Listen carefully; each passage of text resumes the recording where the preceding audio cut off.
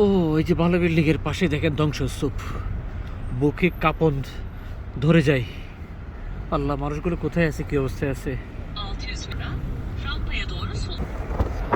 ও আল্লাহ, এখন উদ্ধার কার্য চলতেছে, এখন উদ্ধার কার্য চলতেছে। আল্লাহ আল্লাহ আল্লাহ আল্লাহ।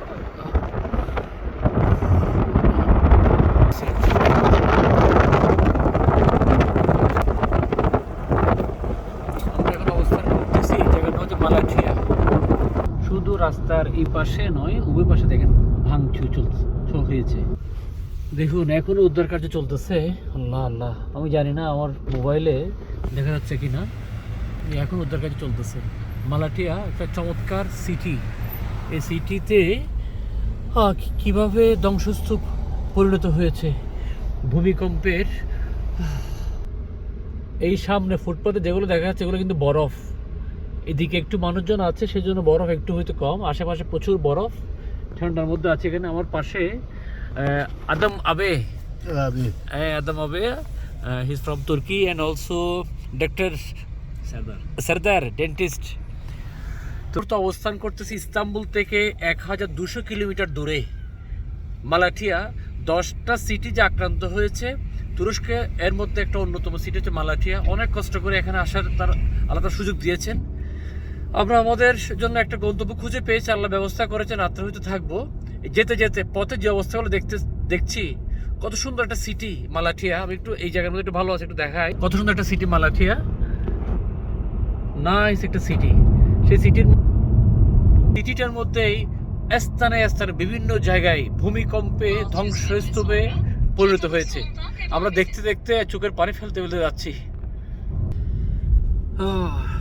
এই ধ্বংসস্তূপ দেখতে দেখতে আমরা যাচ্ছি। আমরা জানি না রাত্রে আমরা কোথায় থাকবো। হইতে পারে আমরা এই গাড়িতে রাত কাটাতে হইতে পারে আল্লাহ সামসুল কন্ডিশনের মেহমানখানা যেখানে চলছে সেই অস্থায়ী তাঁবুতে হইতে আমাদের থাকতে হইতে পারে। I don't know also. আমাদের সাথে আছে আদম আবে এবং আরেকজন ডক্টর আছে, ডক্টর সরদার। এই আদম আবে, ওনার সাথে আমার পরিচয় হয়েছে ফ্রান্স থেকে আসার সময়, from Paris in the flight.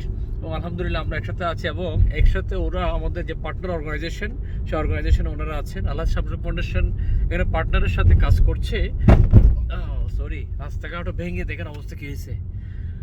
ভূমিকম্পের এই করুণ অবস্থা নিয়ে আছি। মনে হচ্ছে কিয়ামতের কোনো এলাকা আমরা অতিক্রম করছি, এবং এটা একটু শহরের দিকে আছে। আগামীকালকে আমরা আরো কয়েকটি জায়গায় যাবো, হয়তো এর চেয়ে আরো ভয়ঙ্কর কিছু অবস্থা হয়তো আমরা দেখবো।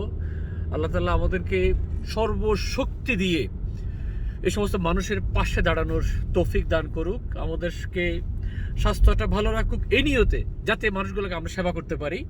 এই মানুষগুলোর পাশে আমরা সর্বসামর্থ্য নিয়ে দাঁড়াতে পারি।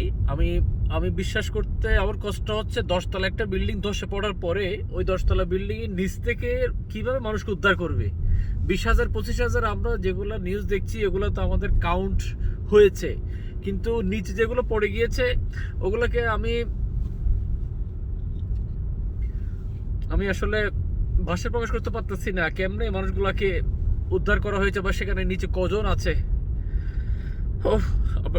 দেশবাসী দোয়া করুন যাতে আমরা আমাদের ক্ষুদ্র সামর্থ্য নিয়ে এই তুর্কির, সিরিয়ার এই সমস্ত ভাইদের, বোনদের পাশে দাঁড়াতে পারি। যারা বেঁচে আছে ওদের পাশে দাঁড়াতে পারি, আর যারা উদ্ধার কাজে নিয়োজিত আছেন সকলের জন্য দোয়া করুন, অন্তর থেকে দোয়া করুন। আল্লাহ তাআলা আমাদের জন্য হয়তো এর থেকে একটা বড় শিক্ষা রেখেছে।